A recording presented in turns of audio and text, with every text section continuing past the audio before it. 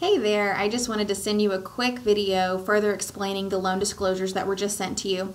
The loan disclosures that you're going to see in a separate email with a link are preliminary loan disclosures. And by that I mean it's not your final stuff that you're going to sign for closing. That will happen at closing. This is just preliminary paperwork that goes over basic information. You sign that you're not a terrorist. You sign that you understand if the house is in a flood zone, you have to have flood insurance.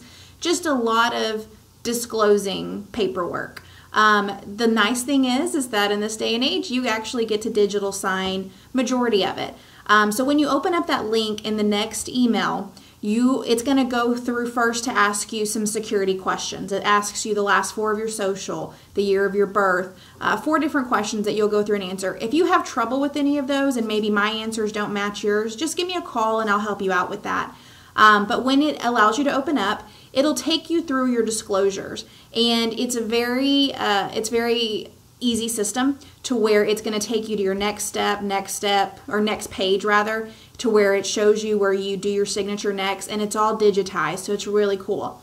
When you're going through it, you're going to see that there's a couple of forms that it actually wants you to print out, because there are a couple of forms that we have to have live signatures for. One of those that absolutely is in there is your authorization form, and that gives us permission to work on your file, verify bank statements, verify your employer. So you will have to end up printing that to sign that, to physically sign it, and then you can just fax or scan it to us. When it pops up, it's going to ask you to print. If you can't print it right this second because you're not somewhere where you can print, just hit OK. Don't hit cancel, hit OK, because as long as you hit OK, it'll continue to take you through the process to complete it. So just click OK. One of the other forms that's going to pop up for you to do a live signature on is an authorization form about getting credit card information for your appraisal. You don't have to use that form if you are writing a check for your appraisal. So if you don't want to print that form, not a biggie, just hit OK so that it takes you through the rest of your process. And don't worry about printing it and sending it to me if you're going to write a check.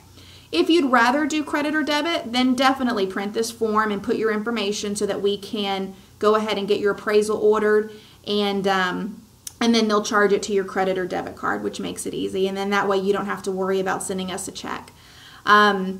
That's about it. Everything else is pretty simple. So if anything's complicated or anything looks weird, just give me a shout. The first page is the best page to see your totals.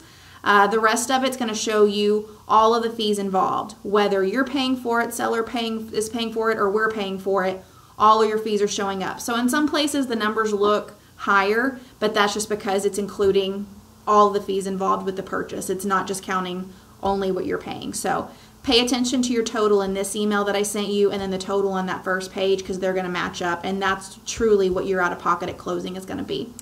Call me if you have any questions. I hope this was helpful, and you're getting closer and closer to closing, so I hope you are packing. Thanks. I'll talk to you soon.